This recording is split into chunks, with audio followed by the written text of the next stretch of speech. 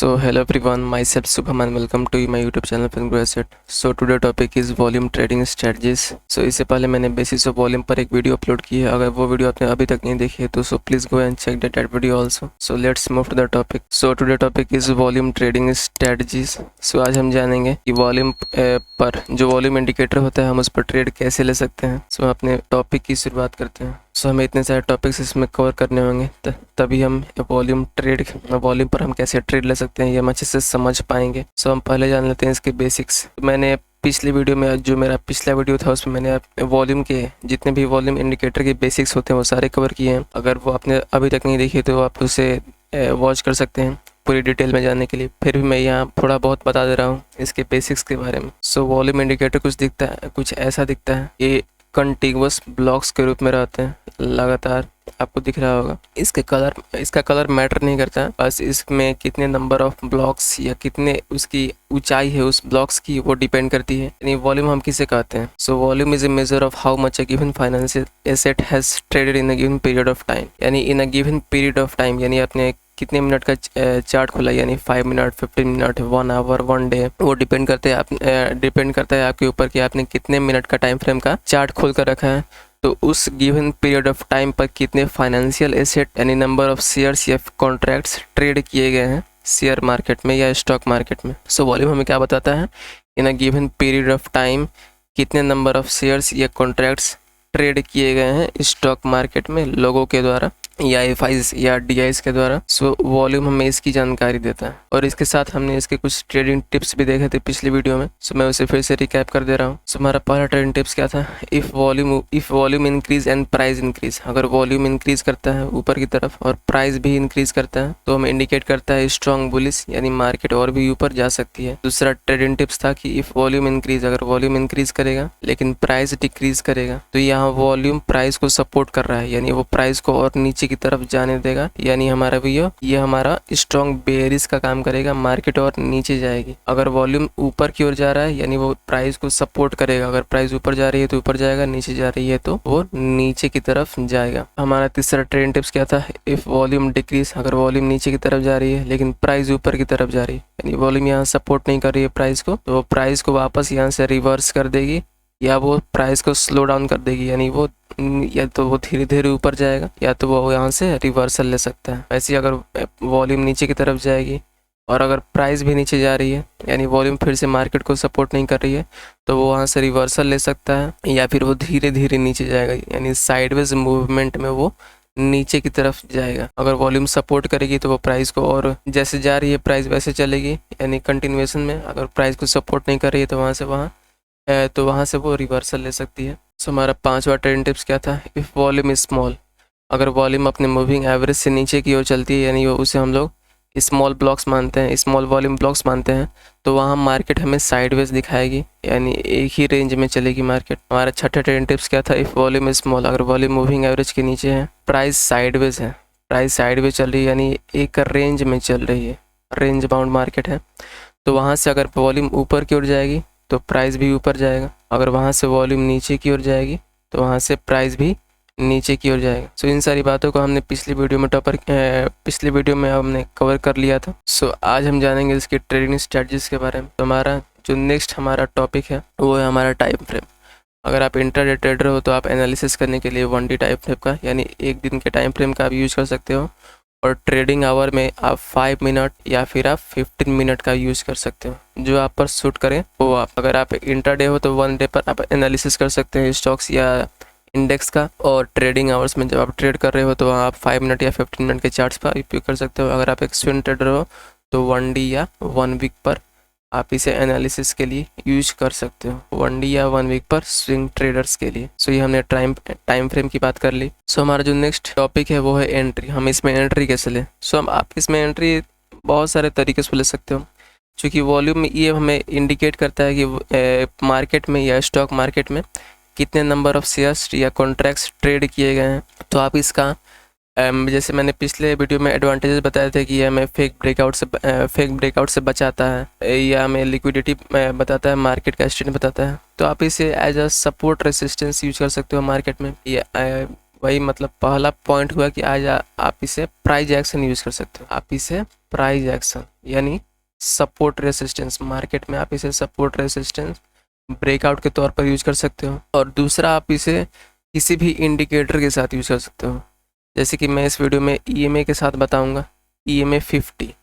जैसा कि आपको पता होगा EMA 50 एक अच्छा सपोर्ट रेसिस्टेंस बताती है मार्केट में। अगर मार्केट EMA 50 के ऊपर है तो वहाँ से हमें वो सपोर्ट लेकर और ऊपर जा सकती है। अगर EMA 50 के नीचे की ओर बनती है तो वहाँ से रेसिस्टेंस लेके वो नीचे की तरफ जा सकती है। मैं इन दोनों पर मैं बताने वाला हूँ ट्रेडिंग स्ट्रेटजीज।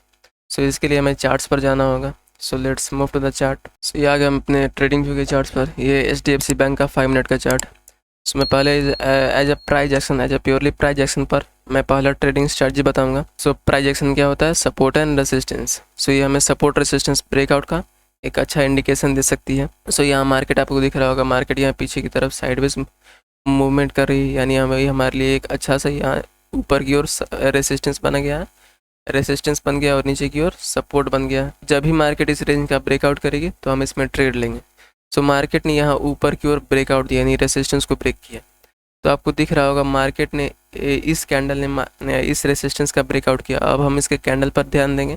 सो इसका कैंडल ये है, मैं इंडिकेट कर दे रहा हूँ। सो इस कैंडल पर ये जो कैंडल है, सॉरी वहाँ नहीं है, हाँ इस कैंडल ने यहाँ पर ब्रेकआउट दिया। ये जो यहाँ वॉल्यूम बना इसमें ब्रेकआउट दिया। तो हम कैसे पहचानेंगे ब्रेकआउट सही है? तो मैंने बहुत बार बताया कि जो भी कैंडल सपोर्ट रेसिस्टेंस का ब्रेकआउट करती है उसके बाद जो नेक्स्ट कैंडल बनती है वो अगर प्रीवियस कैंडल के बॉडी के लो या हाई को ब्रेक करती है तो वो हमारे लिए एज ए ट्रू ब्रेकआउट काम करता है। तो इस कैंडल ने यहाँ ब्रेकआउट दिया। तो उसके बाद हमें एक डोजी कैंडल बना जिससे हमें कोई मतलब नहीं होता, तो हम उस पर ट्रेड नहीं लेंगे। नेक्स्ट कैंडल देखेंगे तो इसने भी प्रीवियस कैंडल के बॉडी के हाई और लो को ब्रेक नहीं किया, तो हम वेट करेंगे। तो हमें दिखेगा जो ये कैंडल है इसने यहाँ ब्रेकआउट किया इसके बॉडी के हाई को, तो हम इसमें एंट्री लेंगे। हमारा स्टॉप लॉस क्या हो सकता है? तो हमारा स्टॉप लॉस इसके नीचे का हो सकता है, जिस कैंडल ने मैं बताया हूँ जो भी कैंडल सपोर्ट रेजिस्टेंस का ब्रेकआउट करती है हम उसके नीचे का, अब उसके लो का या हाई का हम स्टॉप लॉस लगाते हैं, तो ये हमारा स्टॉप लॉस हो जाएगा। अगर हम इसके वॉल्यूम पर ध्यान देंगे तो मार्केट ने हमने यहाँ एंट्री ली है और यहाँ वॉल्यूम इंक्रीज़ कर रहा है। वॉल्यूम इंक्रीज़ करने का मतलब क्या होता है कि वो मार्केट को सपोर्ट करेगा, वो प्राइस को सपोर्ट करेगा, यानी वहाँ से प्राइस और ऊपर की ओर जाएगी। वॉल्यूम अगर इंक्रीज़ हो रहा है यानी वो हमारे लिए अच्छा इंडिकेशन दे रहा है कि वो मार्केट को सपोर्ट करेगा। जैसे ही मार्केट चल रही है वैसे ही मार्केट चलेगा। यहाँ से देख रहे हो आप, बुलिश चल रही थी तो वो बुलिश यानी वो कंटिन्यूएशन में ही रही, पहले भी बुलिश थी अभी भी वो बुलिश ही है। यहाँ से वॉल्यूम इंक्रीज़ होते गया और आगे क्या हो रहा है उससे हमें मतलब नहीं है, क्योंकि हम आगे ट्रेलिंग स्टॉप लॉस लगा के भी अपना प्रॉफिट ले सकते हैं, स्टॉप लॉस को ट्रेल करके भी हम अपना प्रॉफिट ले सकते हैं।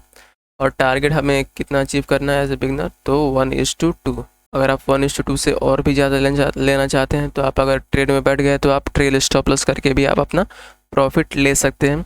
और जब भी कोई मार्केट मेजर सपोर्ट या रेसिस्टेंस के नज़दीक आ जाए तो वहाँ से आप अपना स्क्वायर ऑफ कर सकते हैं अपने ट्रेड को, जितने भी आपने क्वांटिटी या नंबर ऑफ शेयर्स बाई किए हों, तो वहाँ से आप अपना स्क्वायर ऑफ हो सकते हैं। सो मैंने बताया एंट्री, स्टॉप लॉस और टारगेट तीनों मैंने बता चुका हूँ। तो आप एज वॉल्यूम को as a major support resistance breakout के तौर पर भी यूज़ कर सकते हैं।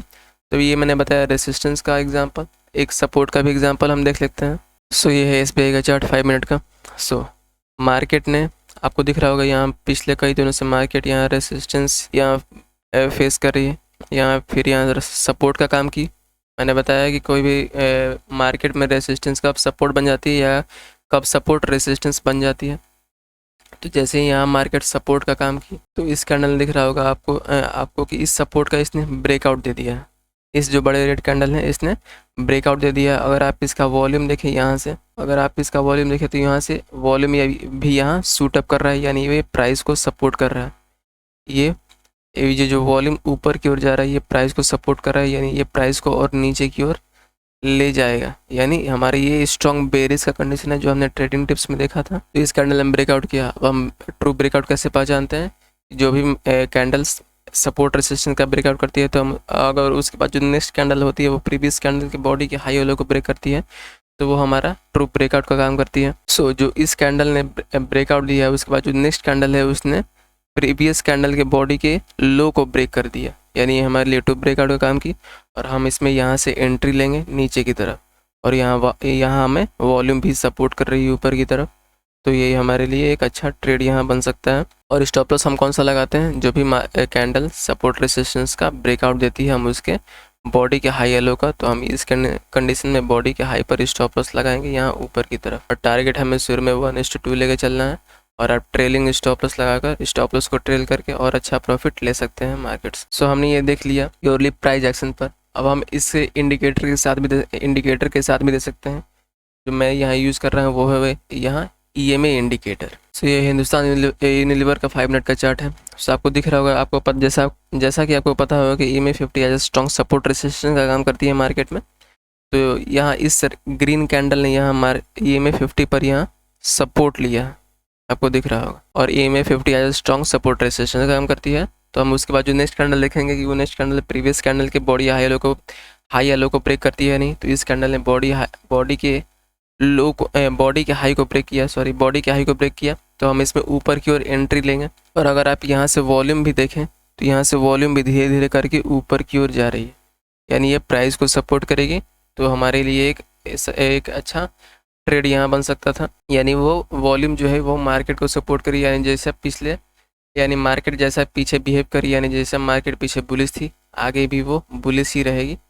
ये इंडिकेट करता है वॉल्यूम कंटिन्यूएशन में रहेगा, ये रिवर्सल दे सकता है। सो एक और एग्जांपल देख लेते हैं EMA पर ही। सो ये JSW स्टील का 5 मिनट का चार्ट है।